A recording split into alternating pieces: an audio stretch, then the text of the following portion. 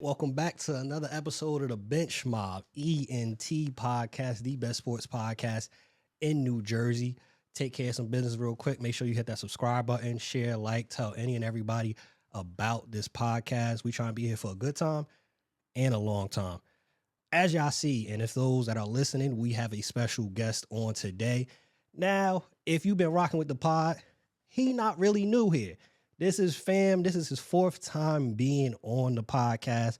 One of our first ever guests that we've had ever on the Bench Mob ENT. Duane Morgan, 1,000-point scorer out of Delphi, 9-year pro, sports content creator, chips overseas, 12.9 on TikTok, 3.6 on IG, 788 on YouTube, and growing. Duane, thank you for being on today. Appreciate that, man. I gotta have the record, man. Four-time guest. That gotta be the record, man. What y'all say? I think it is. Most definitely. Starting off, right? So chips overseas, right? What inspired that? What was the motivation behind that starting the content creation space? Yeah, so with the whole content thing, it's like I was in season. I was playing overseas in France, and towards the end of my season, I had got this injury, and it was one of those injuries where they say, 2 weeks, take a break for 2 weeks, come back, and you'll be, better.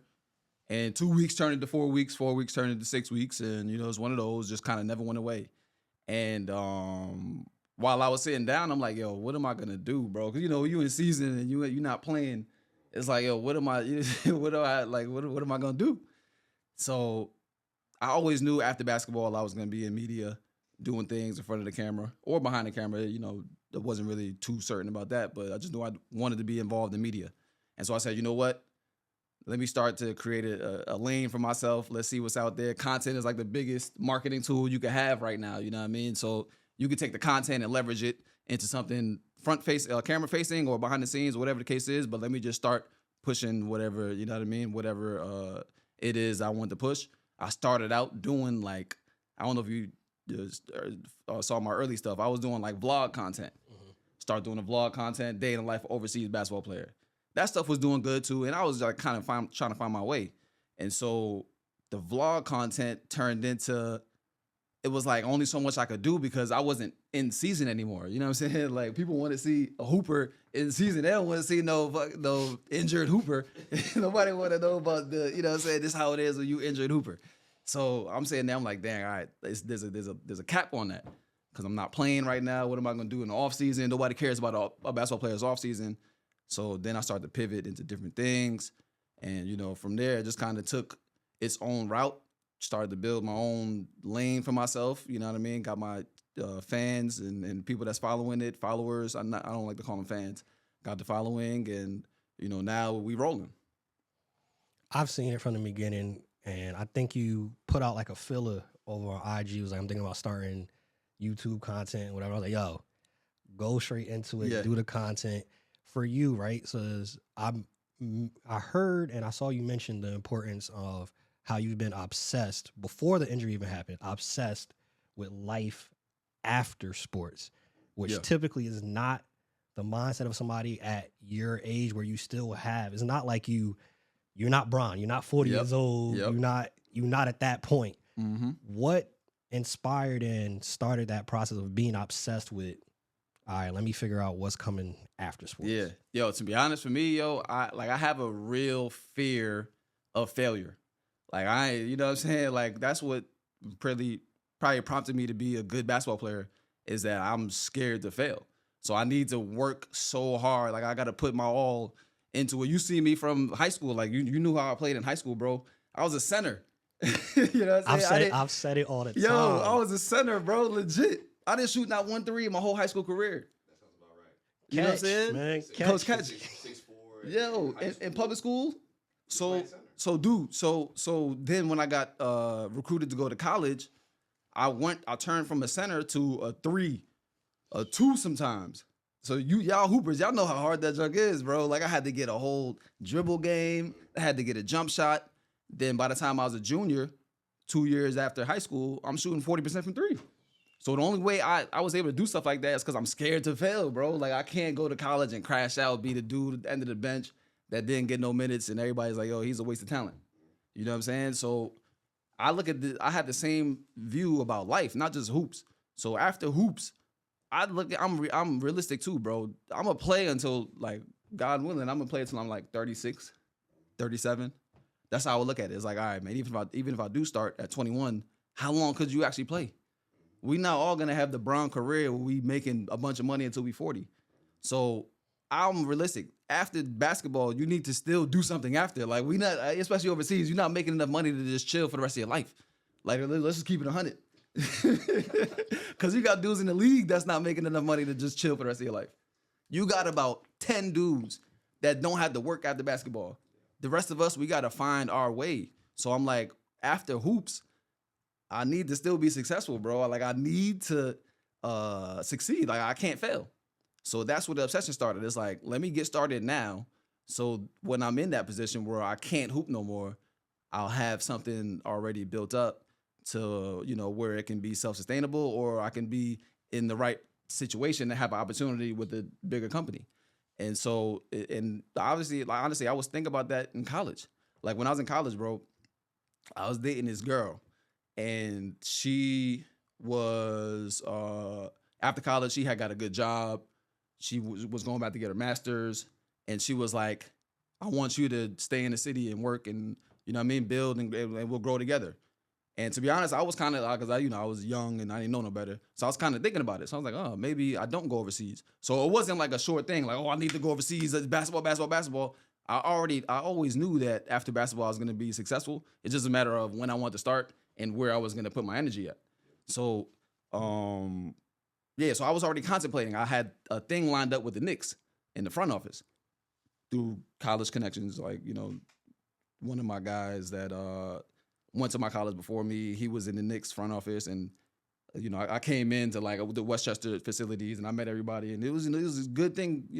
Could have been a good thing, but then also I had hoops, and I'm like, damn. So which one do I? What I'm saying? Do I go choose the girl and the work life, or do I chase my dream? And so even back then, bro, I was already thinking about life after basketball, and it's just never stopped.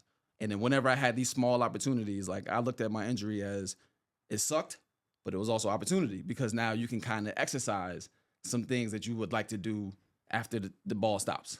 Yeah. I mean, a question I have for you coming in here, honestly, and I may steal some of Tone's thunder, but the biggest difference between playing in college and playing professional basketball, right? I know for sure it's a question you get all the time. Mm-hmm. I mean, this is a generic question, but I think it takes us on a nice little rabbit hole. So I'm curious to hear what that experience was like for you going from college to going pro. Yeah. So first thing I'll say is this: if you're good enough at the Division II, Division III level in college, the game you can translate a little bit better going overseas. Like D1, you can translate better going to the league, obviously, because it's like league style, especially if you're high D1. Like it's more NBA style basketball. But the Division II, where you pass cut, basically do all the Princeton style, like that translates better to overseas. So that's the first thing I'll say. Second thing is, it's still night and day, because you got, grown men, especially grown men bodies, people that have so much experience. Like when I went overseas, the first thing I realized was like, damn, athleticism ain't everything. Because in college, you can get by with just being an athlete. You know what I mean? You jumping over everybody, grabbing every rebound, and you dunking on people, doing all this type of stuff. But then you go overseas and you see somebody that looks like a pigeon. Like John Morant said that yesterday. He's a pigeon guard to me. You see somebody that looks like a nobody, look like he after the game he getting drunk all the time and eating chips and doing. But he's so smart that he knows how to put himself in position to get that rebound over you.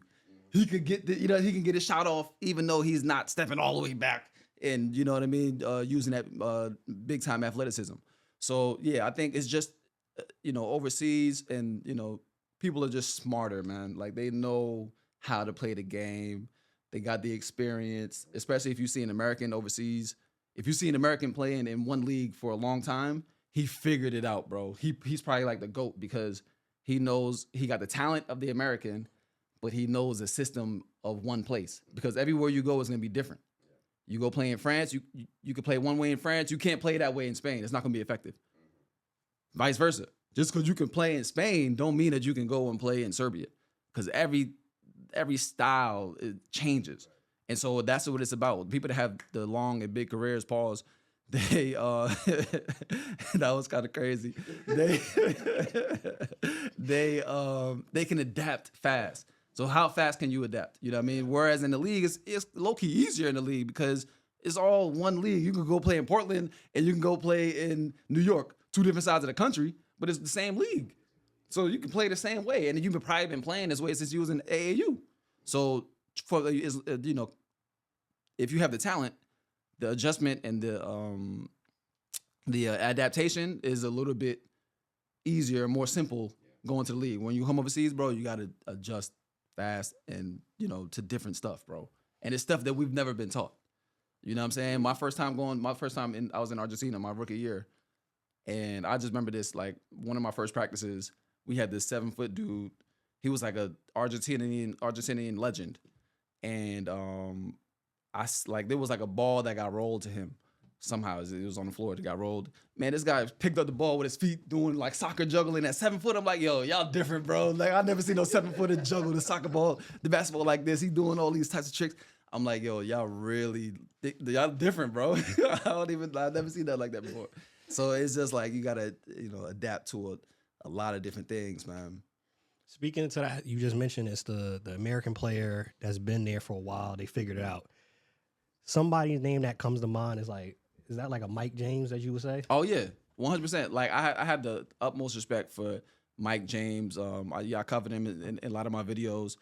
Like, yeah, his talent is like I can make it work everywhere because there's been guys that can score better than him. Like if you just go to a pickup game, like guys can score better than him that played overseas, but they don't have the long career or they don't have like the, you know, the accolades that he does. He's the all-time leading scorer in the EuroLeague. So, you know, they don't have the accolades.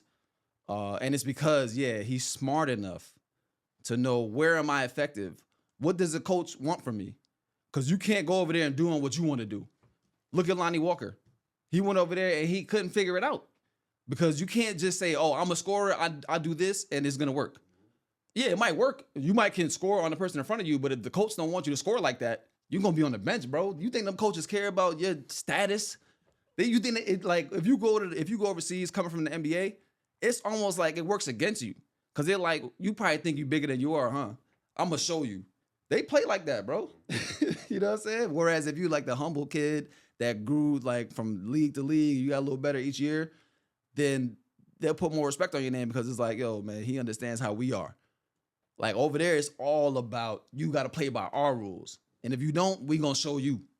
So, yeah, you got a guy like Mike James. He's not going to try to do more than what the coach asks. Now, he did it at a high level. So every time he comes into a new situation, the coach is like, listen, you already got the reputation. Just be you.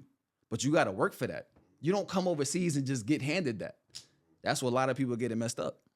Yeah, Mike James definitely has built that resume and built that rapport. Like, hey, when Mike come here, we need you to do this. Even we had Pierre Jackson on. Uh-huh. Pierre Jackson go over there. Look, you've been over here a couple years. Yep.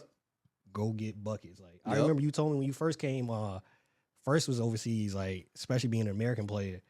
They was like, yo, where you want the ball at? Yeah. We want this. And Pierre Jackson was telling us too, like, yo, it's a certain, when you're an American player, it's a certain level that they expect when you come over there. So if you averaging 8-9 points, they might ship you behind back. Oh, yeah. Back to the States. Like, oh, yeah. You coming over here, hey, you need to perform at a certain level. Yep. And you said something that was interesting too. Being overseas, you got to play by their rules. Yeah. And I know you're currently going through the process of the injury and recovering and things of that nature. And you mentioned when you was over there, you got injured. And I'm sure we see this in the league because Isaiah Thomas comes to mind, where they try to make you play through the injury. Yeah. For you, how do you have that balance of playing through the injury versus rest and recovery? Because, you know, we've been taught, and it's, hey, real hoopers, they play through injury. Kobe, he broke a finger. Right. He played through it. AI, right. I remember the finals run. Yep. It was a graphic, AI, and they showed like 18 injuries that he had that season. Yeah, I remember that too. For you, how do you balance that line of, all right, playing through the injury versus I need to rest and recover? Yo, it's the hardest thing in the world. It's the hardest thing in the world because you can't control people's perception of you. So when I say that, I mean like how your team thinks about you matters, right? So it's like if you are the type of player that you don't play through nothing, then that goes against you. And the next team that want to sign you, they're gonna ask the coach like, "Yo, how was he? Oh, he don't put his body on the line for us. He thinks he's bigger than us." You know what I mean? So it's really the hardest thing in the world. The way I like to do it is practice and games is two different things. I like to be the guy that for sure, I'm gonna be there in the games, but then also like I'm not really trying to take no practices off. Like I have a reputation over there of like, yo, this dude practices hard as hell. Like that's one of my things when I go overseas. Is like when the coaches call about me, it's like, yo, how is he? Yo, he works hard in practice. Like he's one of those guys. So like I kind of have to upkeep that reputation. You know what I mean? So if it's like a nagging thing, I usually play through those, bro. Now I'll tell you this. I haven't played a game not on a painkiller in probably 3 years, bro. You know what I'm saying? Like that. Those are the things that people don't think about when it comes to pro sports. Like every game, bro, I don't feel right unless I pop that painkiller, bro. You know what I'm saying? So like, and that's not the best thing for you. You know what I mean? But that's the type of stuff. Like you push through that practice, you're gonna need a painkiller. You should shoot. But 3 years ago, when I started taking painkillers, I was doing practices on painkillers, bro. So I was taking them damn near every day. So I would never go back to that point. You know, sometimes when you're young, you got to figure out like, who you want to be and stuff like that. So I'll never go back to that point. But at the same time, like, yeah, I want to be the guy that shows up for my team, and I want them to know, like, yo, this dude, like, yeah, if he signed to you, like, you're gonna have him every day, because that's a big thing. But if it's ever to a point where like I need to take time off because I had adductor and groin injuries, and that's why when I saw Brown go down with the groin, like I know so much about the groin stuff. It's like if you see a player go out with a groin, he either needs 2 weeks or he needs surgery. Like there's no in between. Cause like it's just an overuse thing. Like you're using it too much and you tweaked it, and it could either be fixed in 2 weeks, and maybe you need a cortisone shot. But if you get a cortisone shot, then you'll be back in 2 days. Like that's how it works. You know what I'm saying? Or you need the big time surgery. And so when I see and Bron had groin, it's always 2 weeks. If you look at Bron thing, like he literally was out for 2 weeks exactly to the day, on the nose. So when I had the groin thing going, it was to the point where like, it was building up, and then like I had one real bad time where it was like, oh damn, like it felt like something really bad happened, and I ended up needing a cortisone shot. And so like with that stuff coming back, if the doctor says you take today off, I'm taking today off. Like, you know what I mean? Like I listen to it. But then sometimes with other kind of injuries, like the doctor will misdiagnose you on purpose. You know what I mean? So that's another thing too. You gotta realize it's not your country. These not your people. I see all the time people go overseas and they get so comfortable because they've been overseas for so long. It's like they think they're European, bro. I'm like, bro, you're not European. You know that, right? Like this ain't really your people, because your people gonna look out for you on a different level. Yeah, right. They gonna look out for them for their own. Mm-hmm. So, but when you go over there, you gotta like keep in mind, like, yo, they work for the club. They don't work for me. Like this not my doctor. You know what I'm saying? You could deal with a brilliant doctor. He ain't your doctor. You know what I'm saying? Like he hasn't seen you grow up, and he hasn't seen you progress through your life. He don't know your parents. He don't know, you know what I'm saying? Like he's not your family physician. So what happens is, what I started to do was, okay, your doctor says this, cool. I'm gonna go ahead and shoot this to my doctor, my guy that I know back home, somebody that actually knows me, like, and he's gonna care about me past this season. And kind of see if things align, And if a doctor tells me something and you know your body. How old are you, G? 29. And I know you 30, 31, 32? Yes, sir. 31. So we know our bodies, bro. Sometimes you wake up and you're hurting. You know what I'm saying? Like, bro. Can't nobody tell you nothing. Like, if you wake up and something wrong with your back and you go to the doctor and say, no, you good. You still might be like, no, I ain't good, bro. Like, I need another doctor because, no, the chuck's still there. Yeah. Right? Yeah. So you know your body, and you have to like trust your body. Yep. You know what I'm saying? So I'm at the point now, I'm 31. I've been playing pro ball for 9 years. Like I trust how I feel about my body. If a doctor tell me something that I don't feel like, then yo, man, listen, bro. I'm telling the coach, like, listen, dude, like, nah, doctor said this, but I know. Just give me 2 more days, and then that goes back to reputation. I got the good reputation, so when I say that, the coach is like, all right, cool. Yeah, you right, because you wouldn't lie to us. Like, you don't cheat the grind. You know what I'm saying? So if you really said like you're hurt, then we gonna give you the days, you know, and it's not a problem. But you got some people that every little thing, bro, I see it all the time, bro. Oh, I got a stomach ache. Bruh, you got a stomach, we getting paid to hoop. You talking about stomach ache? Like, it's not school, bro. You don't need to call out. Oh, I got a stomach ache. Oh, yeah, my neck hurts. I can't practice. So those dudes, if the doctor tell them 2 days and they try to take 3, the team is going to be like, yo, you need 2 days. The doctor said 2 days. We not playing this game with you. You better come back on the 3rd day. You know what I mean? And it's a little more tougher for those dudes. But then you brought up Isaiah Thomas, and I know this is a long-winded answer. You look at Isaiah Thomas, right? And this is what I think about now because I'm 31. I got the injury. Y'all got to think. When I said the painkillers for 3 years, both of y'all said, oh, right? Because you know I'm putting my body in a bad position for basketball, right? And at the end of the day, that's what we all doing, bro. That's what we all doing. I had a 7'3" teammate. Watching him run, it hurt me. I'm like, yo, that doesn't look like it hurt, bro. Like, he got to, like, big bodies aren't meant to be cutting and moving and contorting. Look at Zion Williamson. You think his body was supposed to be doing 360 windmills, bro? He's too big, bro. So, like, like, you know what I'm saying? Like, we talk about it all. Yeah, right. I almost said what I always said on the podcast, man. He's got a body made for one thing, and it's to be at the Louisiana Popeye spot. Yo, that's it. That's it, man. That's it, bro. So jumping through the air and all this. So the fact that we doing that day in, day out in practice, games, we hiking it up to 120%, dude, that takes a toll on the body. Yep. You know what I'm saying? Like, dude, I say this all the time to my girl, man. I say, yo, I haven't like played in a long time, right? Because of the injury. When I wake up, I still hurt getting out of bed, bro. And I've been like, I've been resting for like months, bro. Like, I haven't really hooped in like damn near a year. And dude, I still like turning over in the bed. I still hurt. Yeah. So imagine dudes that's 38. So, you know, we putting our bodies on the line, yo. So like with Isaiah Thomas, I feel for his situation because I'm like, I know how that feels, man. You think you're sacrificing your body for the betterment of the team, right? Because they let you buy in on the team stuff. Yeah, man. You know, put your body on the line for the team. But if it ever is gonna affect you like down the line after basketball, I'm not into that game. Well, I'll say this about Isaiah Thomas too. We talked about this in the podcast, and it's interesting to hear from a pro basketball perspective because it's like, you know, it's a different perspective being a professional. It's not the same, right? I can't relate to that, but I do think with all the money he had on the line, doing what he did was incredibly stupid because there's all that money on the back end that you're sacrificing, and he never got that money. He never got that. He was talking about back up the Brinks truck. Yeah. That's what we talked about with him, right? Yeah. It never happened. The Brinks truck stayed where it was at. It never came, right? Because, you know, he put his body on the line, and I always feel bad for him about that situation. Yeah, man, you have to, man. Yeah, I always feel bad for him, but I understand why he did it. You respect it as a hooper. You respect it.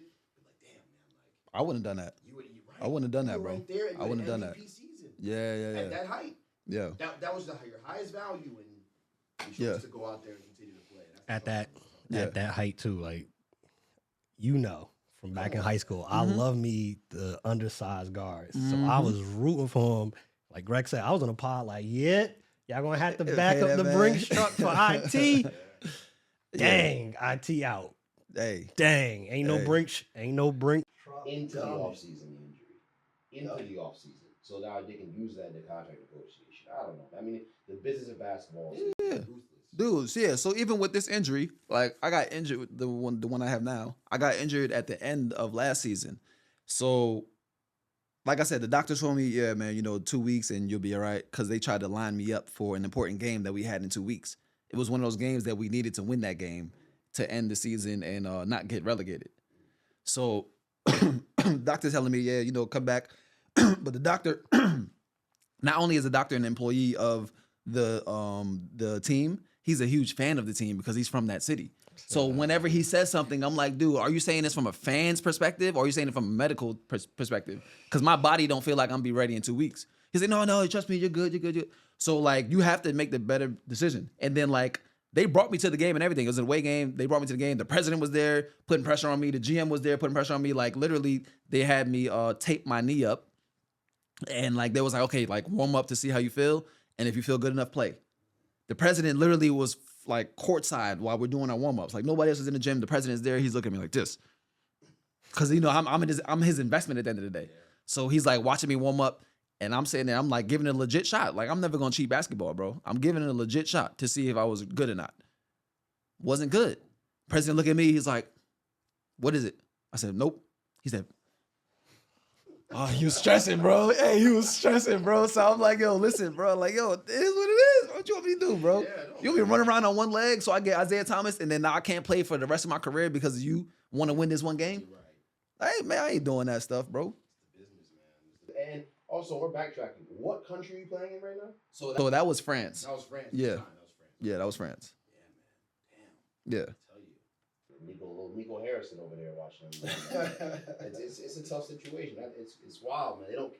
Kids don't understand that. So I really hope that when we put this out there, that kids get a chance to see this. Yeah. This is the part where we just practice hard. Yeah. Because I coach AAU and everything. I coach basketball. Okay. And they don't practice hard. Yeah. Yeah, I can imagine, bro. I can imagine, bro. It's a different day and age.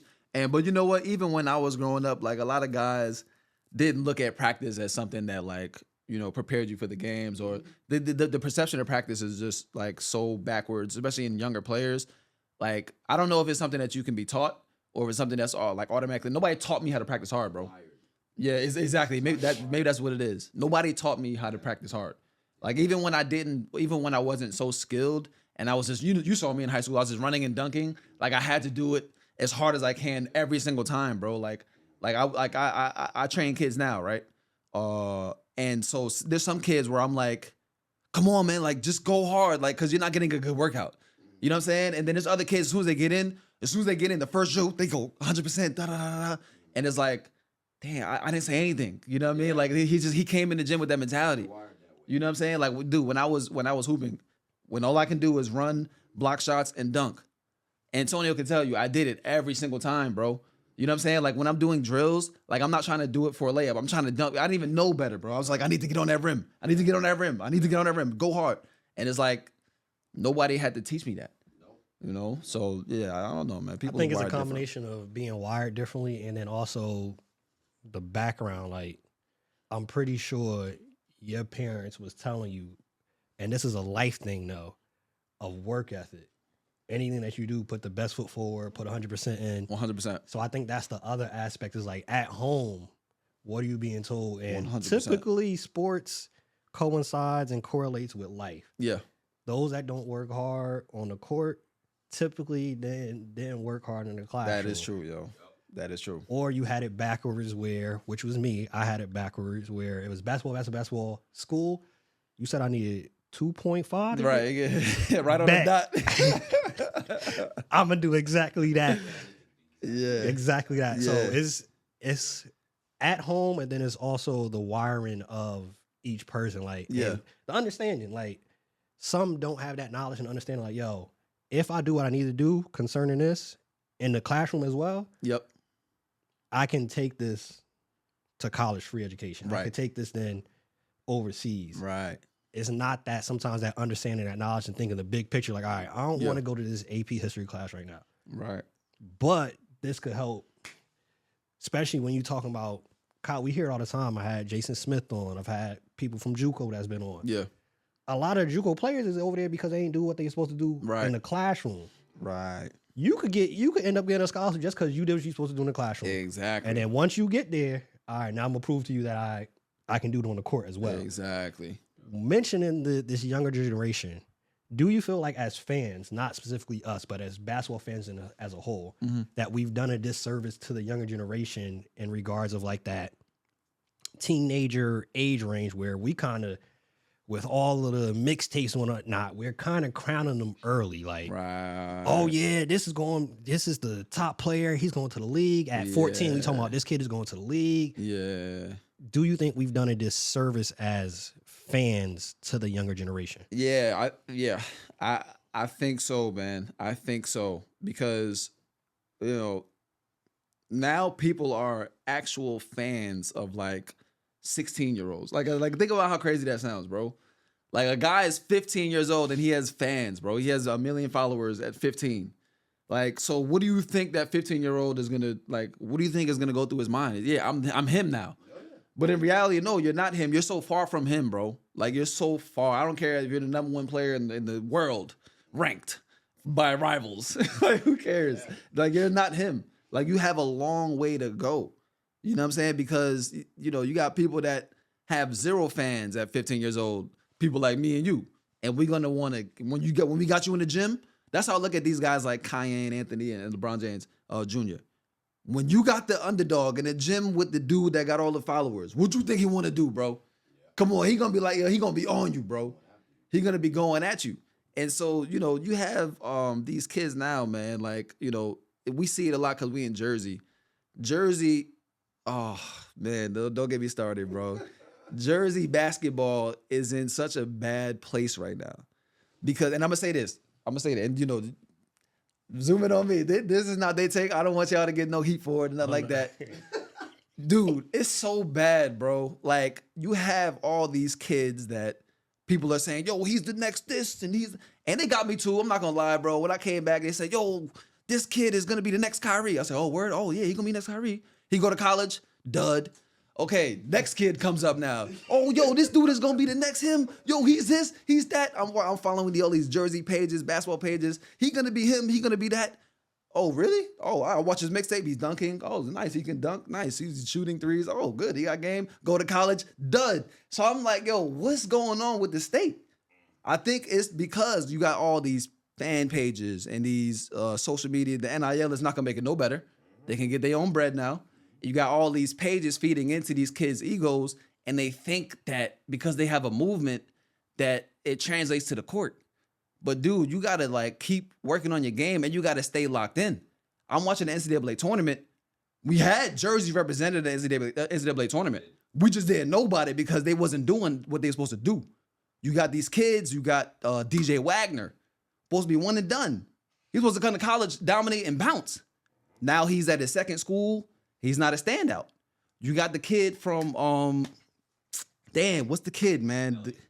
Elliot. Oh yeah. Elliot now he's from West Orange, right? Yes, sir. So wow, we ain't gonna go too crazy now, because he is from West Orange. That's your people. I'm just saying. He ain't from West Orange, but yes, bro. I was expecting big things from the dude. I said when I watched him play, I said, dude, nobody taught him how to shoot.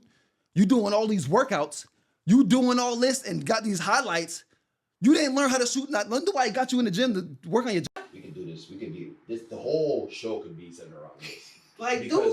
Because I have the same problem, and I think it's a basketball. There's a basketball like subculture in New Jersey that's really the problem. I don't think it's like when I say subculture, I mean, you see, anyway, I'm getting in trouble. But I mean, that's fine. I mean like NJ Hooper Crew, Filet, all these pages, right, that prop these guys up and all that stuff. And I'm not saying, and not so much, but I know Jesse started training young guys. What I mean, right? Yeah. And I think there's more of a focus on being considered good and being looked at as like the cool player, right? Like it's more about maintaining an image and boosting a persona online. That's the word, a persona online, right? Like, hey, I'm him. Like I'm him. Yes. Like, and this guy co-signed me. And this guy co-signed me. And that. Yes. And that's where the real problem is. And while you're doing all that stuff, right? while you're shaking hands and kissing babies or whatever, trying to be popular, your game's suffering. You're not getting better. And you go to UNC, you have a good first year. Okay, fine, you can't shoot like that, but you had a good first year, promising young talent. We're good. He'll come back next year and be a better shooter. Come back next year and be not a better shooter. Right. But then it's not your fault that it didn't work out.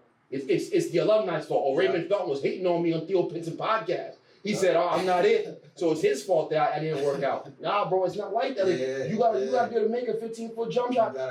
You're a smaller guard. Exactly. It don't make no sense to me. And I was thinking about Wagner too. I actually thought he approached his high school fame the right way. I didn't think that he was buying into the hype. I don't know what went wrong with him specifically. I'll say that, but I mean, look, he didn't shoot the ball at the clip he needed to shoot the ball at. It was that too. But I feel like there's more to it than that. Let me tell you what it is with him, bro. This is what I see when I look at him. It's a confidence thing. So, and maybe the reason why he wasn't playing into the coverage that he was getting was because he didn't have the confidence. Think about it. Your pop scored 100 points in high school, bro. You got a lot to live up to. You know what I'm saying? So when I see him, I just see a dude that don't have confidence. You know what I'm saying? And that's fine. Like, you know, you can work on that. And sometimes you need to be away from the spotlight. So maybe Arkansas is good for him because he's away from the spotlight. He's not in that Kentucky bright lights. You know what I'm saying? But yeah, he just don't have the confidence right now. And it's like, dude, just get back to how you was playing. Because that's the one kid that I was like, yo, my homie sent me him when he was in a sophomore. I said, dude, this is the one. DJ Wagner. I said, yo, this is the one, bro. He has the skill. He got the 15-foot pull-up jump shot that he can get to whenever he wants. He stopped shooting it, but dude, when he was doing that in high school, he could get it whenever he want. So I said that's the one. That's y'all saying everybody's next Kyrie. This him. And so I think I still believe in him. Yes. You know what I'm saying? And then with us saying that, let's big up Tahad Pettiford. I was about to say Tahad. You know what I'm saying? Because he a problem. Auburn. You know what I'm saying? I would say Tahad's like the rare kind of hooper where he has an answer for everything. Yes. You cut him off going right, he goes back left. Cut him off going left, he goes back right. Finish with the right hand, finish with the left hand. Mm-hmm. He has answers for everything. He is extremely talented. And that's sometimes you watch a kid and you know it right away. It's immediate. Yeah. Like it doesn't take that long. If you're a hooper, like all three of us are, you go in the gym, you watch a kid play, and it's like, no, like that kid has it. Whatever it is, he has it. Yep. It didn't take me long. I have multiple examples of that doing as long as I've been doing this, like coaching and evaluating kids. But he is special.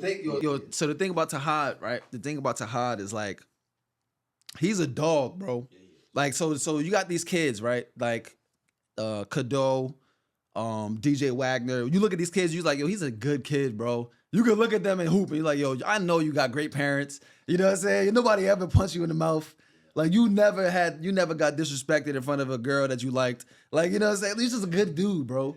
When you see a kid like Tahad, like he's a dog, bro. Look how he carries himself on the court. I don't care what's going on off the court. When we get on this court, I'm in your ass. You know what I'm saying? When you on this court, you can't stop me, bro. You can try whatever you want. He look at top defenses. He look at that Cooper Flag. Like, bro, what you gonna do with me, bro? For real, what you gonna do with me? You know what I'm saying? So he had that mentality to where like he can't get wavered like that, bro. You know what I'm saying? You got a lot of good kids coming out of Jersey now. There's good kids, bro. Like, you know what I'm saying? Like great households, two parent like just like great situations. You know, and I think that is because you got like Nas Reed's like that too. When he was like Nas Reed was a dog, bro.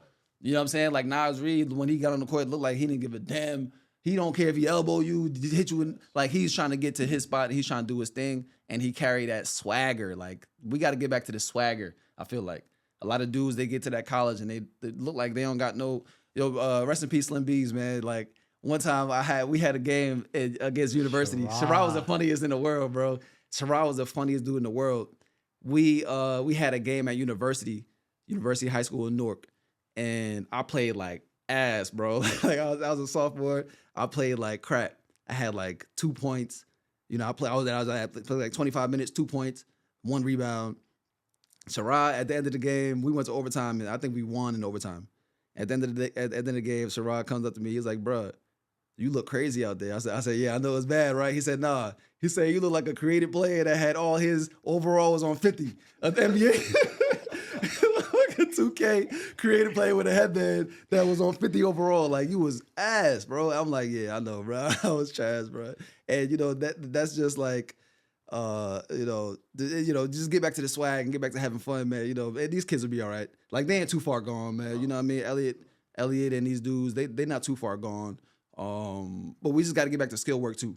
You know, that's another reason why I wanted to train kids, and you know that's kind of what I'm doing now with the media. Is like nobody's teaching these kids the game, bro. They get a good training when they're young, and then when they get to a certain point, they're like, oh, I got to work out with him. But when you get these superstar trainers, they don't care about your game, bro.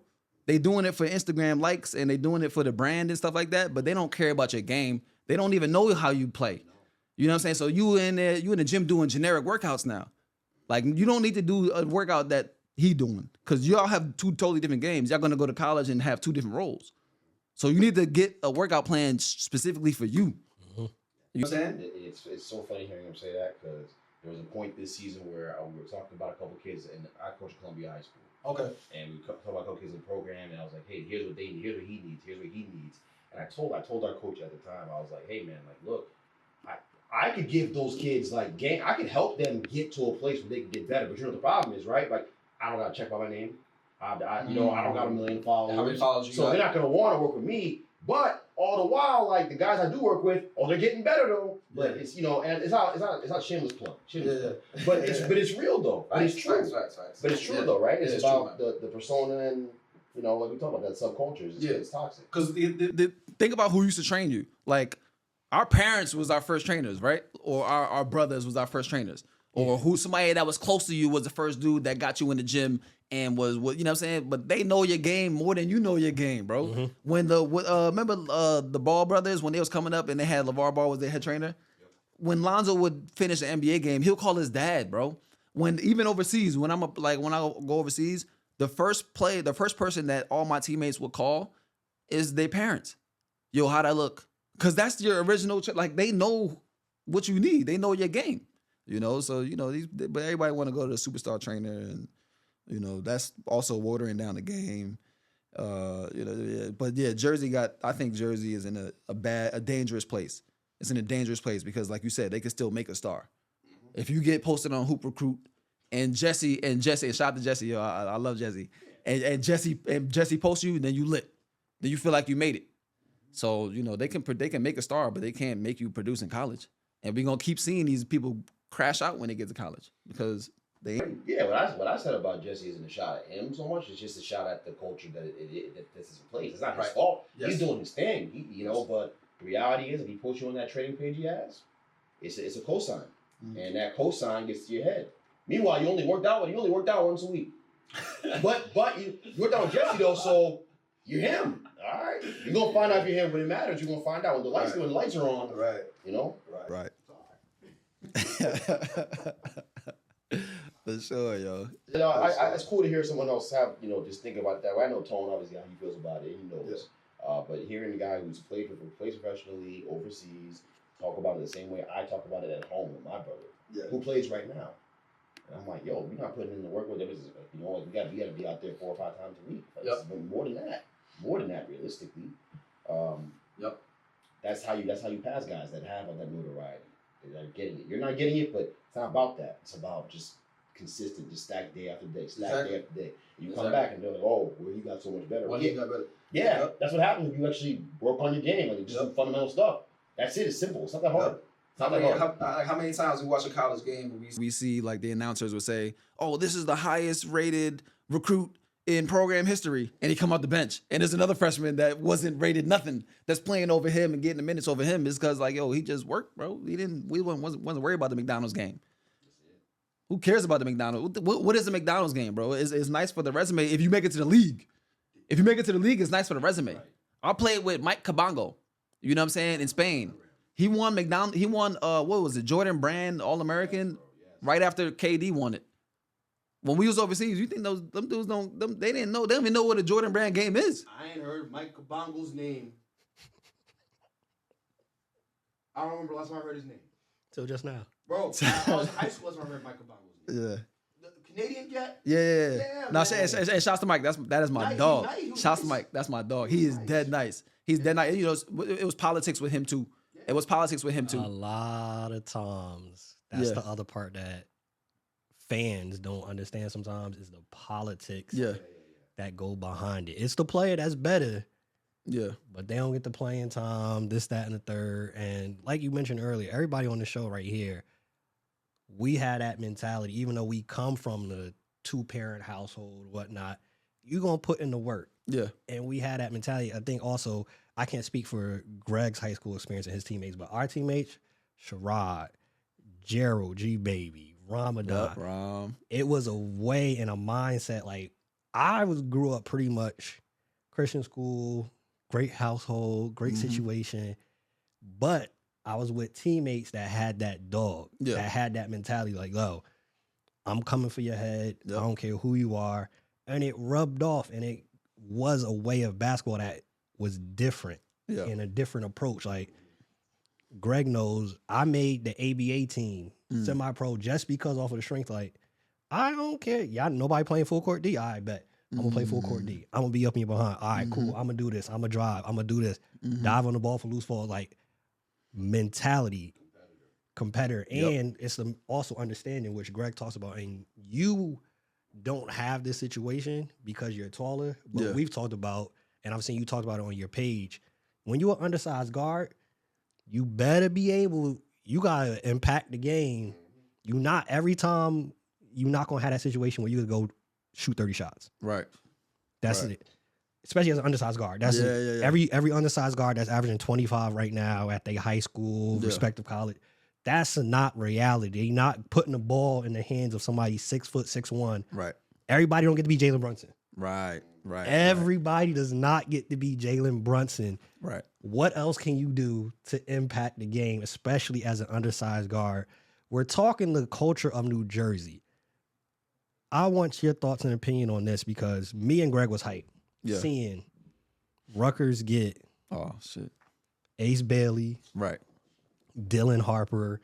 Me and Greg was like, oh, it's lit. Those two, we gonna have some. It's gonna be good over here, Rutgers. We got to go to some games, right? And funny enough, our other co-host Miles shot it down like, nah. He was like, yeah, it's gonna be good. They're gonna be like 9-14 or whatever. Like he shot it down. We was like, nah, they should be able to figure it out with those two. Obviously, that didn't happen. What's your thoughts on the season that Rutgers men's had, and also on the aspect of what does that do for them on the next level? Because I'm sure on at least one GM is probably looking at it like, all right, y'all had two top recruited players.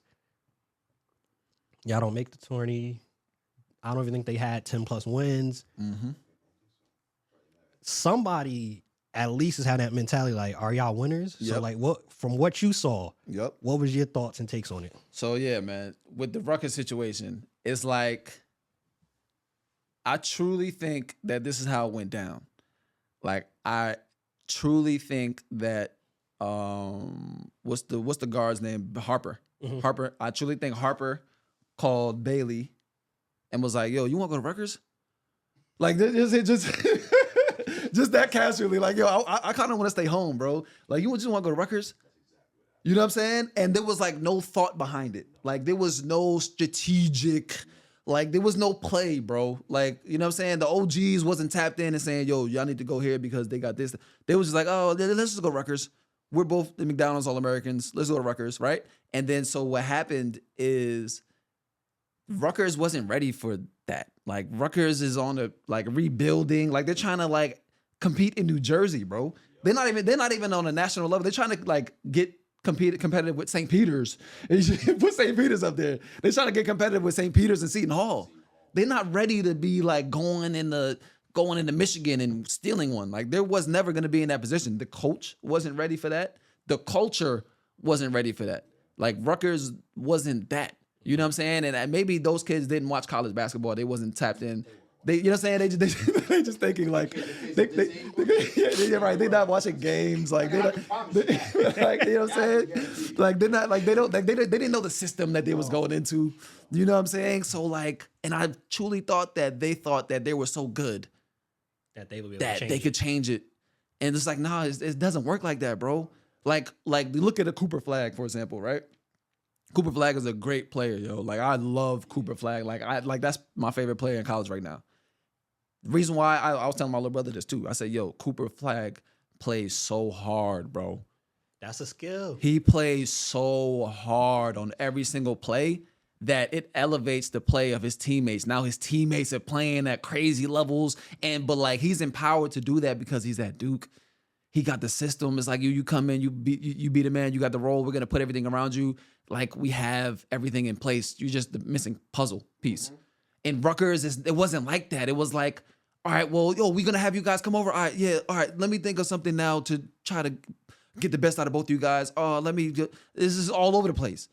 You know what I'm saying? And in college, bro, unless you have like a Cooper Flag, so like Bailey, for example, I'm gonna put it on Bailey because it's hard to like, as a freshman guard, it's hard to come in and just change the culture. You guys know how it is. Like the people that we come in and change the culture, they're usually like bigger dudes because you can rebound and you can push the pace and like you have so many different ways you can impact the game. So it's really, I'm looking at Bailey. with the Bailey kid, he is so talented, bro. Like he is like he makes shots that like, come on, bro, how you make that, bro? Like he got stuff in his Contested bag shots. at 18 years old that 28-year-olds don't have in their bag. So he's so talented that like I think he should have been the guy. You know what I'm saying? Like I think like the guard was kind of the guy, and then when the guard went out, he kind of stepped up. But I think from the jump, it should have been him. Okay, this is your team. We're gonna run everything around you, but we need you to play like Cooper Flag, though. You know what I'm saying? Like he's so skilled, but he don't play like Cooper Flag. You know what I'm saying? And the difference between Cooper Flag and Ace Bailey is to me, There's a lot of differences. Yeah. The biggest difference is that Cooper Flag's shot profile is just better. He drives to the rim and he gets free throws and he's more aggressive. It's a mentality going downhill. Ace was just trying to shoot over people. Yep. Because his favorite player is Paul George. Yep. And Paul George doesn't drive to the rim anymore after he broke his leg. Understandably so. Yep. He don't drive to the rim anymore. I wouldn't either. I'm saying, but he don't. And so because of that, like you're watching that, you're thinking I'm gonna take contested fades and all that stuff. I'm 6'8". That's great. You need to have that in an emergency situation, but you're not driving to the rim. You're not getting easy points. You're not getting to the free throw line as much, and that hurts the team. It just hurts the team. You know? He's right. He's right. So when Cooper is in the game, like the ideal Cooper game, sometimes I see him pass the ball. I'm like, dude, you could be more aggressive. You know what I'm saying? Like you want him to be more aggressive. Like he is so playing for the team so much that like, yeah, it opens up his shot. And then when he's ready to take his shot, when he's ready to drive, it's wide open for him because Knuppel just hit a 3. Yep. The big man just caught a lob. So now I can really get to operate. And that's the next level of understanding the game that Cooper has. And also the system helps you. Like where you go, Matt, like, come on, Brett. Like I'm getting mad thinking about it. I'm mad for the kids. Because it's like, wouldn't you guys want to learn from a coach like Shire? I don't even know the name of the Rutgers coach. No disrespect. What's his? Coach Peichel. And I think Coach Peichel didn't challenge. And I hope I'm not ruining a chance to get him on the show. But I don't think Coach Peichel challenged Ace to drive the ball to the rim as much as he should have. I think he didn't challenge him. No. I think he was so happy he was there. He was like, yo, Mikasa Sukasa, enjoy it, man. Like I'm happy you're here, man. Need some coffee. I got you. He's right. Yeah. That's what it was. He's right. It was the red carpet treatment for those guys, and that's why we didn't get what we needed from or what we deserved to see. From those guys. And also the business of basketball. Look at St. John's, and Patino was very honest about it. NIL and paying guys money is how you get these good role players to come join your school. Right. The RJ Luises and all these guys or whatever. And so where was the money at for Rutgers to do that? Yeah. You guys went there, but the NIL funding sure as hell wasn't there. Right. So when you guys went there, the cover was bare. You were playing with guys that, quite frankly, if we're being honest, you can't go to war with against Michigan. You can't go to war with against a Purdue. And you got to see Purdue. You got to go over there and play over there wherever they're located. It's tough. Yeah. It's tough, man. It's a tough situation because we look at it. It's like we see certain players choose this college, choose that college. On in the background, we looking like for your game. I don't know if that was the right choice. Like looking back at Wagner, I don't know if Kentucky was the right choice. You're going there with 16 other All-Americans and McDonald's All-Star game, and you know Coach Cal. I'm gonna play the best people that's possible, one and dones, and y'all figure it out. I'm gonna put them out there. You're not in a position where you get to like he's at Arkansas now. Granted, he didn't have the best season at Arkansas, but Arkansas situation was better in regards of you don't got really much anybody behind you. You get to go play your game. You get to go get consistent 28, 30 minutes a night and figure it out. All the time we see, yo, why did you choose that school? Yep. Like even going back to Elliott, I'm a UNC fan. Why'd you choose UNC? Right. UNC ain't been valid for a minute, especially guards wise. Right. UNC plays still that kind of that offensive like, hey, old school. Let's use our post players. Yeah. There's a lineage of guards at UNC though. You gotta live up to something when you go to UNC. There's pressure when you go there, right? Like Marcus Page was good, Kendall Marshall was good, Ty Lawson was good. Like those guys were good guards. Even if they didn't have like a long NBA career, they were good guards. Yeah. What'd you walk in there expecting? You thought you were gonna shoot 20 from 3 and they were gonna kill you? You're at UNC. You're right. That's a huge global brand. Because Michael Jordan, Vince Carter. But to your point, it was somebody already there though that was getting the 20 shots a game. Love. Caleb Love originally, and then this year RJ. True. So you're not in a situation where that's going to be the true. case. And from what I saw in high school, Elliott wasn't the 15 assist guy, and I'm gonna just set everybody up. Right. He mixed in both parts of the game. Yeah. You know what happens, man, is like these kids, like I always say this with his generation, man, because it's just you two behind the camera, because he in that generation, these kids don't listen to nobody, bro. They don't listen to their OGs, right? Back in the day, you had OGs that you had to listen to. When your big bro say this, when your uncle say this, your pops tell you that, you listen. So now the kids is running their own stuff. Oh, I'm the brand manager. I'm the head of the boat. No, somebody should have sat Bailey down and said, dude, you're not going to Rutgers, bro. Like, we're not going to let you do that to your game. Why would you go to Rutgers? What are you going to get out of that? His pops should have been there telling, and I'm not going to say that because I don't know his pops. I don't know his situation, but somebody in his corner should have said that. When a kid says, I'm going to do this, they're still kids. He probably committed when he was 17 years old. They're kids. They don't know what's best. Cadeau, he don't know what's best for his game. He needs somebody that's in position to be like, yo, listen, you can't go there because you got this. Look at Taha. Taha made the perfect choice, bro.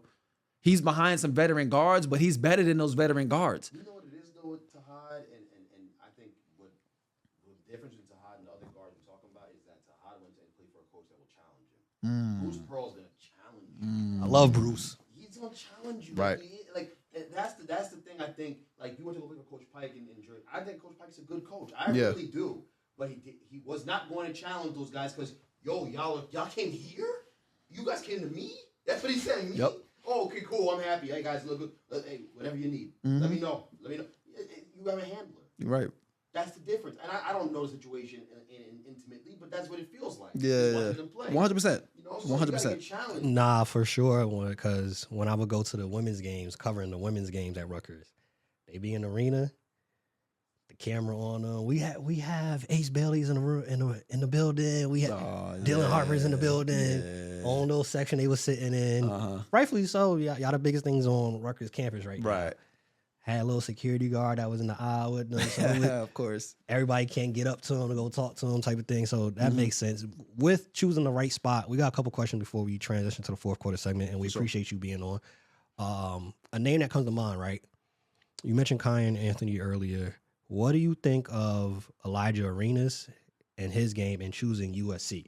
Because I saw, I think it was Baron Davis. Well, I think it was Baron Davis was arguing with Gil, like, why you choose USC? You should have sent him somewhere else. That's not the right school. Is the right school for Elijah USC, and how do you think his game translates on the collegiate level? Yeah, I think for Elijah, one, I don't know if his expectation is one and done. Like, I think he's gonna be as good as he want to be because Elijah got the right mentality, bro. If you see Elijah go to USC, know that that's a targeted attack. That's not some random, one day I want to wake up and I go to USC. I had a threesome on campus when I visited the campus. You can take that out if you want to. Like, that's not a 17-year-old making some rash decision. Gil. His daddy chose USC. So there must be a reason. I don't know. He might have talked to the coach. He might have looked at the NIL situation and said, you can make the most money here. Like, that's a targeted attack. You know what I'm saying? And so when I saw Elijah chose USC, I said, makes sense. I can see it, bro. You know what I'm saying? Elijah is one of those kids that the skill is there, the size is there, right? The mentality is there. You hear when he talks about like his runs with KD, he's not like too high, like, oh yeah, man, I was in there with KD. He's not like too low, like, man, KD can't guard me. He was right at that perfect spot of like, yeah, it was cool, man. I learned some things when I played against KD, right? He's not too high, he's not too low. The mentality is there, and he's a worker, bro. Like, his daddy was in the league. His daddy is Gilbert Arenas, bro. Like, he's gonna work, bro. Gilbert Arenas came to Arizona with nothing, bro. You know what I'm saying? All he had was a damn garbage bag full of clothes. He's gonna work, bro. I love. We talked about it just before. Like, I love the aspect of Gil being a part of it and hearing the interviews and like even the high school he chose. Like, most people like, yo, he chose a high school, was bad comp, the third. Public, right? Public. Yeah. Mm-hmm. And for his plan that he has for his son and what he wants his son to be in the league, he said this, which was I think was genius, and somebody that actually played in the league. He said, what happens oftentimes when these players get to the league, you go to a college that doesn't let you get you to be you. You don't get a lot of playing time. You will see that's going to happen. He's going to get playing time. He's going to get most of the targets, most of the shots, all of that good stuff, right? He's like, I want when my son get to the league that they don't try to make him a role player, and he got to be all right. You the 6th man, 7th man. No, when he get to the league, I want y'all to have enough that y'all see high school, college. He's a killer. I want my son to be a killer. And you know, when you draft Elijah, for example, whatever team, this is what he's coming here to do. Yeah, he could rebound, he could do it, but he's a killer. So I'm going to purposely put him at a team where he's playing with some of the probably kids that never going to play after high school, as our coach told us once. In one of our practices, he's like, yeah, it's only about like 3 of y'all that's ever going to play again after this. Told us that straight up. Straight up. But he said, he was like, I put him there purposely. He was like, all right, how can you get to your shot? How can you do this where you don't have as much help? Mm-hmm. So if you go to a situation in the league, you could be the man there because you already know. I played with 3 other people that kind of like what AI said. All right, it's 2 seconds left on the shot clock. Y'all done touched the ball. Y'all ain't do nothing with it. Yeah. I can go kill. I can go do something. I'm playing with players that don't have the same skill and the same work ethic that I have. So I like what he did with that. And talking about the changing of the game, something that you said, and we've talked about this man before, because I was telling Greg how you said that you feel Tim Duncan isn't regarded highly enough in these all-time conversations. One of the videos that you put out was talking about the death of the American big man. Yes. Shout out. Go check it out on YouTube. Check out the video right there. One of the things you said in there was you feel Tim Duncan has impacted the game just as much, if not more, than Steph Curry of how the game is being played now. Yeah. Could you further break that down? So when you talk about modern day basketball, right? When you say, all right, the game changed at some point, right? Make sure you get this on camera too. There was a season that everybody looks to, 2015, 2016, right? That's when the Warriors went 73-9. All the teams, they said, you know what? This is how you win now. They shot all these threes. They got all these three-point shooters. They big men is even shooting threes. Let's try to emulate that, right? So on the surface, you say, all right, that looks like the blueprint that everybody followed. But what people forget is that same season, and they didn't win the championship that year, by the way. But what people forget, that same season, the Spurs were number 2. The Spurs were the best team in the West. They almost won 70 games. Like, they were competitive, bro. You understand what I'm saying? So that was the year when they had Timmy D, was his last year, but he was still Timmy D. He was getting like 18, 20 points a game on post-ups. And they had LaMarcus Aldridge, who was like a stretch forward, but also was getting posted. They had 2 bigs, right? 2 legit bigs. And so after that season, not only does Golden State show to be, showing this 3-point barrage kind of game, but Tim Duncan retires now. So now there's no more teams that's dominating with 2 legit bigs. So it's a combination of the two. It's not just that because if the next year the Spurs came back and they won the championship or they was in the finals, then they would be trying to emulate the Spurs. Timmy D, pairing a dominant 5 with a dominant 4. They both can play back to the baskets. So the Spurs led the league in post-ups that year in 2016. They were throwing it in the post, and they won almost 70 games going in the post. So Timmy D leaves.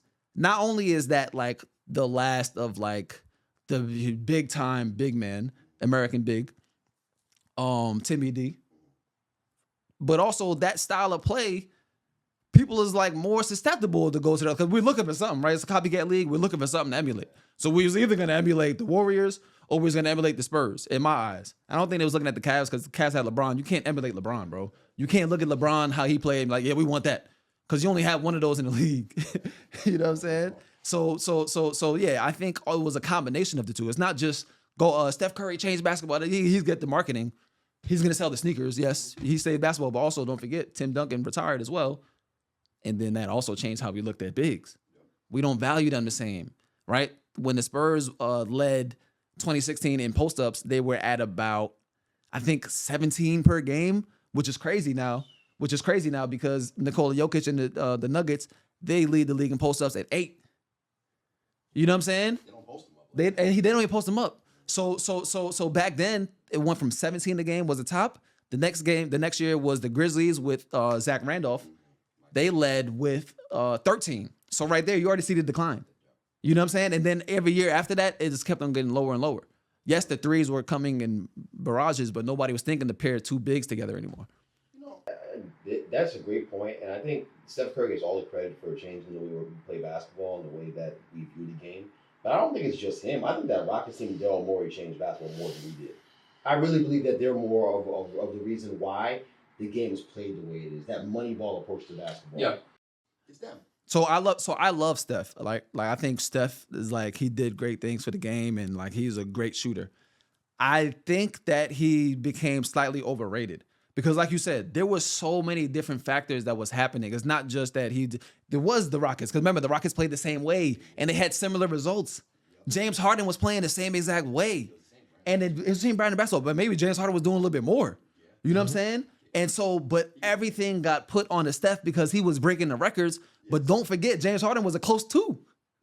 You know what I'm saying? So, yeah, I think in the pantheon of great players, when I see Steph get put in like top 10 conversations, I'm like, bro, slow down, man. Like, so slow down a little bit, bro. You know what I'm saying? Because a lot of that is like we're putting the game changing on him. So he got the legendary resume, it seems like. You know what?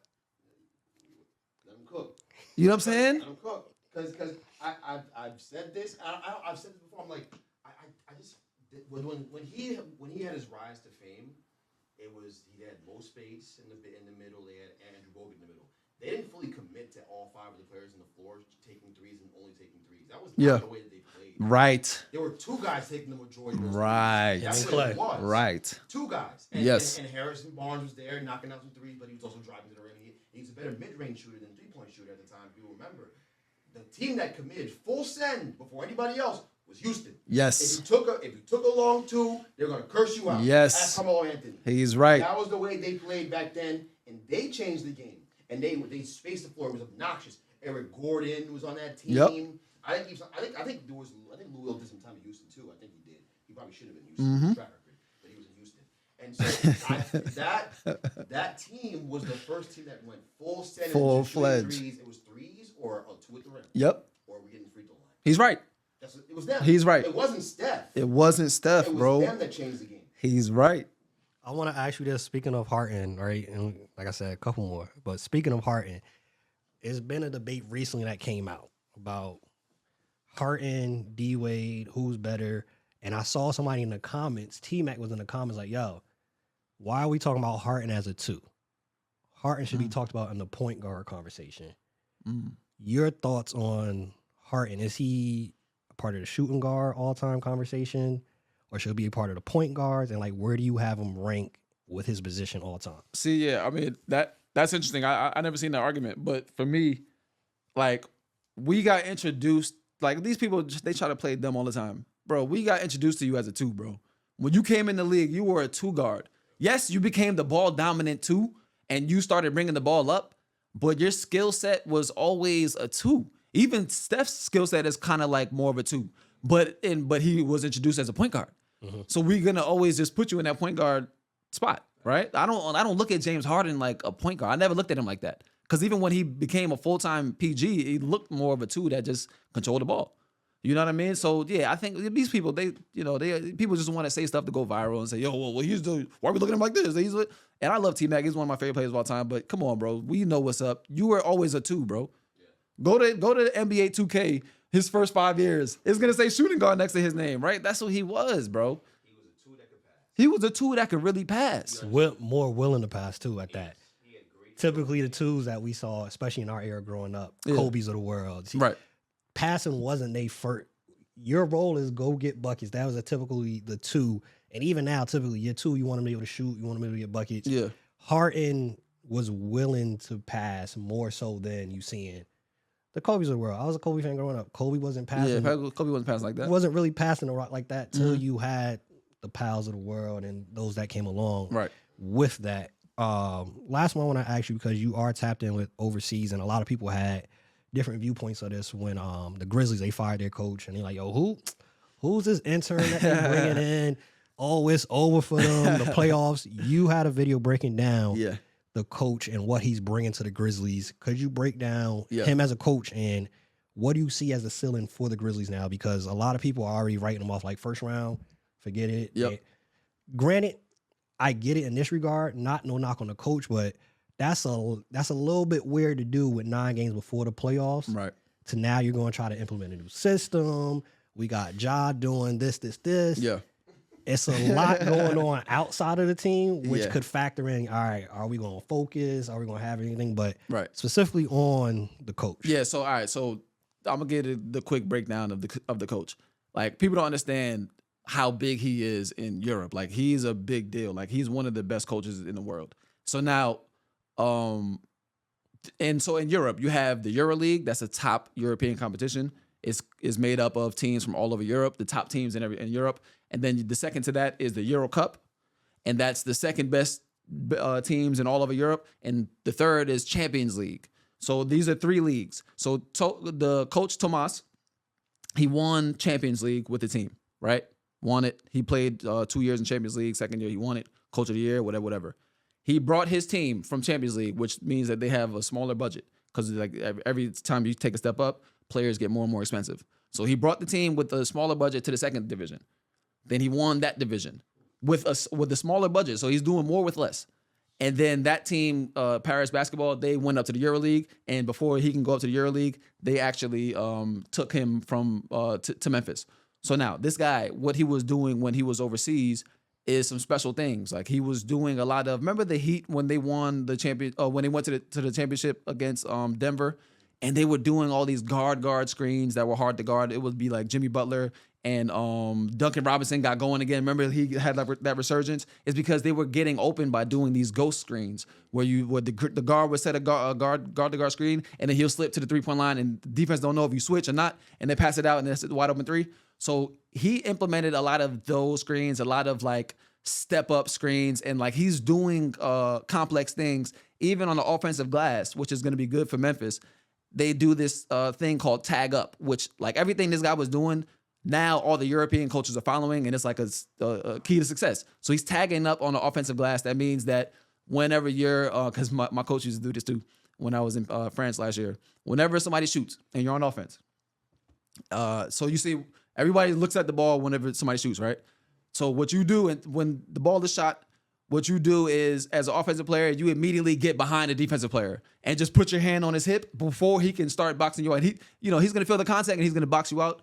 And he's thinking that he's doing his job, but that ball is probably going to go long. And so when you're tagging up, you're ready for the long balls, and then so they get like a lot more offensive rebounds. So he's smart in those small ways, the European type ways, that when it comes to Memphis Grizzlies, they actually have the perfect, and this is why they got him. It wasn't an accident why they came and got him. They have the perfect system for how he plays. You got small, fast guards like Ja. You got other guards that can shoot the 3 and that can shoot off of screens like Desmond Bane and those guys, right? And then you have the bigs, tag up, get your offensive rebounds. So I think those kind of small things play well into the playoffs.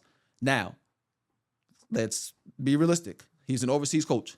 Ja ain't gonna respect the overseas coach, bro. You know what I'm saying? Ja, you know what I'm saying? So he's gonna have his fair share of like buying in. It depends on how much they buy in. Mm-hmm. They might say, you know what? Now that our coach is gone, we're gonna run the ship. You just be the face. They might say that. And if they say that, then if they don't buy into his stuff, then I don't know how they're gonna be. It depends on the players. When your best players are young, it's hard. You know how it is. It's hard to like gauge how they're gonna go, especially if your best player has like immaturity issues. That's right. You know what I mean? So you don't know how they're gonna take to the system. But if they buy in, I think they'll be good. It's trending more towards these Euro coaches, and the Nets have Jordi Fernandez, who's been awesome. So I think they made a great decision. Someone say a little too awesome. He's been too awesome. Yeah, I mean, I have Cooper Flag because of him, but he's a heck of a coach, man. But yeah, because he completely missed the message that they were trying to get Cooper in Brooklyn because he was coaching that good with right. He got they trade this player, they trade that player. Yeah, they still winning. So yeah, definitely. So with before you get into your next point, the last part of that, okay, you have the European coach, right? And the Nets are working because they don't have no big superstars, right? So you have the players that are willing to be coached. The last part of this like European surgence is pairing the European coach with the big time superstar because we don't know if they're gonna take to it. Remember David Blatt and LeBron James? Like we don't know if they're gonna say, all right, man, we'll listen to European stuff because a lot of American mentality is like that's that stuff that don't work here. It can work here if you're open to it. Look at Jordan Fernandez, like you just said, but are they gonna be open to it? Perfect coach that has the personality to manage those kind of big personalities. And we haven't found that quite yet. Right. It hasn't happened yet in the NBA. So that'll be interesting. You're right. That's huge. That's huge. Man, that's good stuff. Damn, I can see why he got mad followers on that. That's good stuff, man. I like it. Hey, transition to the that. fourth quarter segment. We always ask some fun question, rapid fire, and from in high school, Greg know I love to eat, so I ask every single guest some food related question. Favorite place to eat when you in NY? In NY, ooh. And I know it's a lot of options out Right. I would say, at the moment, I would say Sweet Chick in Brooklyn. Right now, I'm staying in Brooklyn. Sweet Chick. Yeah. there. What's your order when you go to Sweet Chick? Chicken and waffles.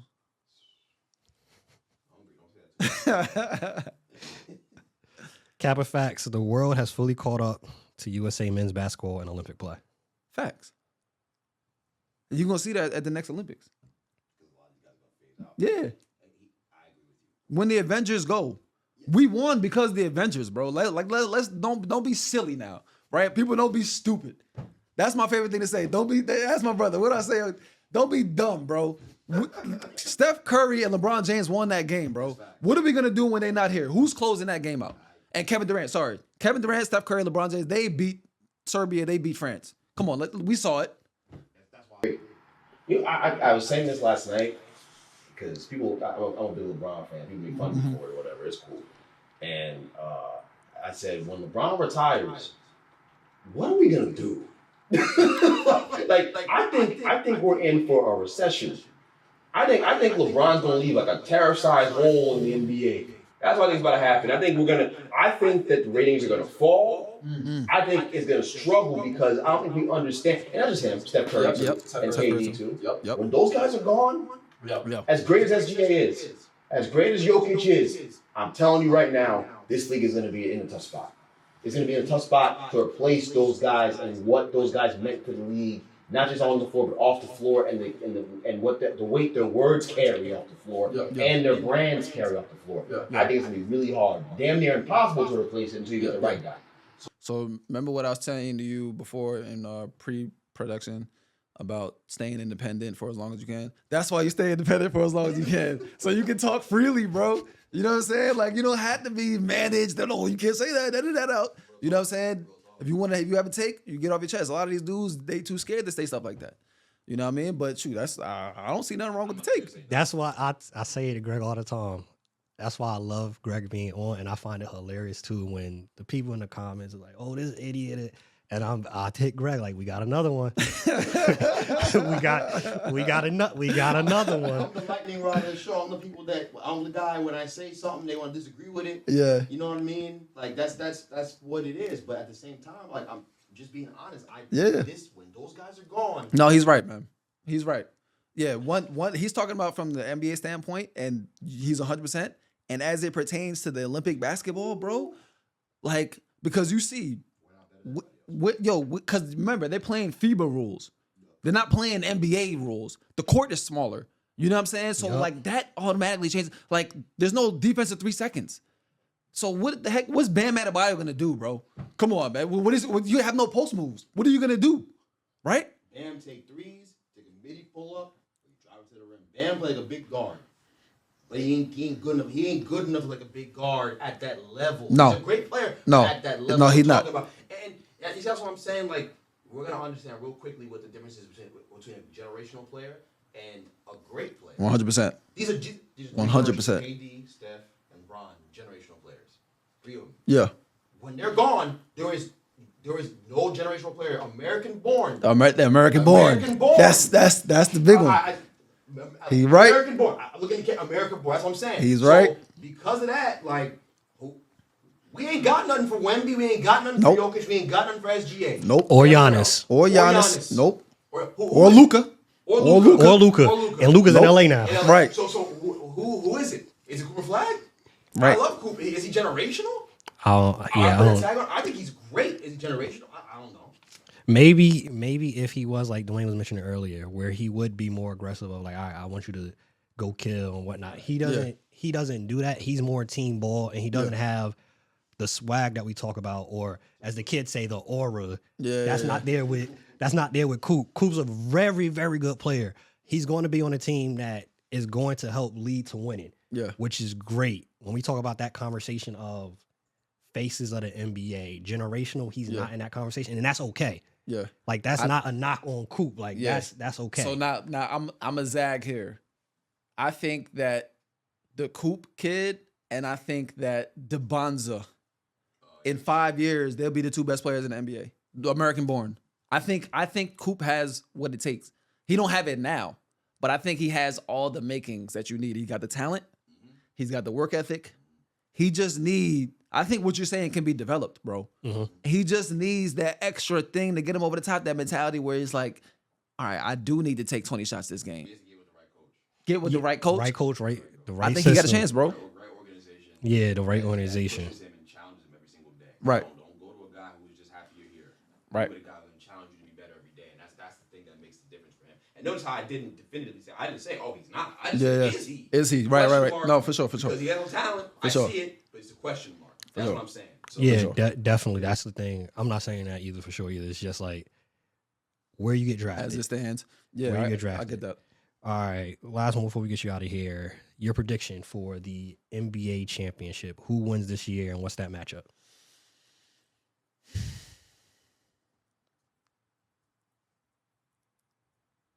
Greg smiling because I know your pick. We're gonna ask, I guess. I want to say the Lakers, but I'm not gonna say it. Only reason being is because 2 games ago I didn't like what I saw. When Luka don't have it, you know what I'm saying? Like, because right now, like, because Luka came in the middle of the seat, like, you know how hard that is, bro, to just bring a player like that in. Like, when Luka's on the Mavs, like, when Luka's on the Mavs, right? Put it like this, because they made it to the finals last year. When Luka's on the Mavs, Luka don't have it every night, but he'll never have back-to-back nights where he don't have it. So, when Luka don't have it and he's on the Mavs, the team knows, because they played with him for so long. It's like, yo, he don't got it, bro. Kyrie picked that up. He's like, oh, he don't got it? I'm about to go get it because he don't got it, and he gonna come back in the fourth quarter, right? So with the Lakers, it's like he didn't have it the first quarter, and LeBron didn't pick up on it. He's like still giving the ball. You know, LeBron was playing passive. He's like, all right, here you go, Luka, go get it.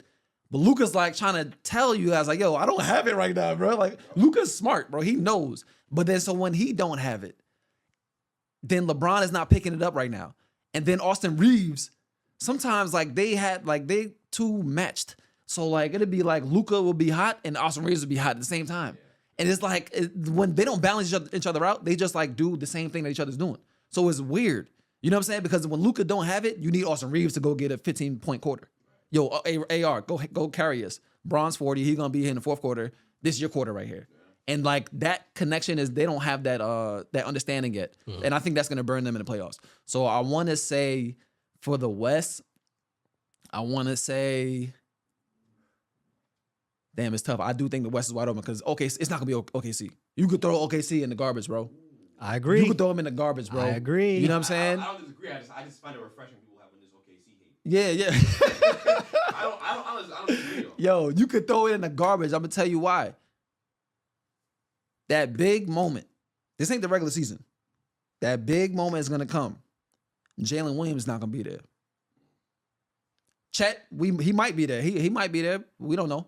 SGA is gonna be halfway there. I watched SGA in the Olympics just this past Olympics. He was shook in the big moment. So we still haven't seen a situation where he take control of the situation. He's like, yo, this is my joint. I'm not losing. He hadn't done it yet in the big moment. And my man worked for my man is a coach at OKC. So this is organic, bro. Like you know what I'm saying, like I should be protecting them if anything. That's how I really feel. So it's not gonna be OKC. I think it's good. It could be Denver, Warriors, or LA. For the sake of choosing one, I'm gonna go with Golden State. In the East, I gotta go with Boston, and I think Boston is the best team in basketball. I think they take the championship back to back. I think those three are the perfect ones right there. Golden State, Denver, Lakers. I've said it to Greg. I've had some concerns as a Lakers fan. I don't think it happens this year. What do Next you year, see? What do you see with the Lakers? Like, what's your concerns? what you mentioned and having somebody else as another scoring option taking over when Luka doesn't have it. And I think Luka is still, he has a nagging injury. I think it's still, he's not fully healthy. He was out. Remember, people forget he was out from Christmas time before the trade. Right. I don't think he's fully healthy. I think a full offseason happens and we see them happen. We see him do it next year, but also because it was the trade deadline. I think they need one more piece. And I'm not saying a traditional big because we talked about it earlier. There's no Shaqs in the league, but you need a big that has a better defensive presence. Jackson Hayes is cool, I think, coming off the bench. You need a solidified big that could rim run, especially because you're playing with Luka. Rim run, alley-oops, and has more of a defensive presence. You're talking about Bron, 40 years old. Luka isn't known as the best defender. Yeah. Cool. If you have a solidified big down there, for example, like a Jared Allen, for example. Yeah. All right, y'all don't have to be locked up on the perimeter. Right. We're going to funnel it straight to Jared, and y'all figure it out. Y'all not going to be able to do anything with them. So I think next year happens. Denver, they're going to be in the mix because you have Jokic, point blank period. Jokic makes everybody on that team better. My concern with them, bench, shooting. There's not a lot of shooting around Jokic this season that he's had previously. Yeah. And another option because Murray is up and down. Golden State, I think, is prime for the best position because they've done it, and we've seen it so far. Steph, Jimmy, Draymond together. Right. I want to zag over what you just said before we end the podcast. I know we're probably over time or whatever. I'm going to zag real quick. I think Bron is conserving energy as we get towards the postseason. He might have one final, great run in him. And that's the X factor of the Lakers. Yeah. If he has that run, I think if he's doing what I think he's doing and he's saving and he's conserving energy, he took 15 shots last night or the night before against Golden State. That's not what we're going to see in the postseason. Right. He's going to empty the clip. True. He's going to empty the clip. So if he can do that, he's playing at a high level, he can play some defense, they have a chance. Yeah. A lot to ask of a 40-year-old, so I understand why there's reservations. But if he has a generational run in him again, they'll go. Denver, my concern, Russell Westbrook. That's my concern. You got him on your team. I'm keeping it in stack. He's a great player, Hall of Famer, all that. This ain't a Lifetime Achievement Awards about this year. This year, this version of him, this iteration, he will lose you a playoff game or two. Yeah. With some of the mistakes he makes down the stretch of the games. That's just my personal. He plays hard. I get it. The miss, the shot profile, the missing the shots, the inefficiency. I have my worries. I know what I saw in LA. I know it wasn't a facade. Everyone wants to act like it was. No, it wasn't Bron's fault. That was him. That was very much him. Okay. And then Golden State, they're legit. I think they have a legit chance. I'm legitimately scared of them. That's the team. That's the team. I'm scared of Golden State. Right. That's the team. What was a week ago? Early in the week. If the playoffs started early in the week, it was Lakers, Warriors, first round. Yeah. I don't want that. I said, bro, please. That's not the matchup we want first. In the first round. Yeah. No, please don't. Finals, fine. Keep me out of that bracket until we see because that is going to be a taxing series. Lakers can win that series. Right. But they're going to be very physical, and that Quentin Post guy is another added element of physicality. Right. With Jimmy Butler, these guys are physical. And Jimmy takes it up another level in the playoffs. Yep. That's where, Golden State, I don't want no smoke that first round. As a Lakers fan, give us Memphis, give us Houston or something like that. First round, that's going to be, not saying that these teams suck, but that's going to be an easier route than Steph Curry and Draymond. That they've been there, done that, got the T-shirt. They seen it all. And don't negate Steve Kerr's his coaching and seeing it all and that championship pedigree that he has. So definitely don't want to see no first round. But y'all know the vibes, man. If you stay ready, you don't got to get ready. Bench Mob, we out. Peace.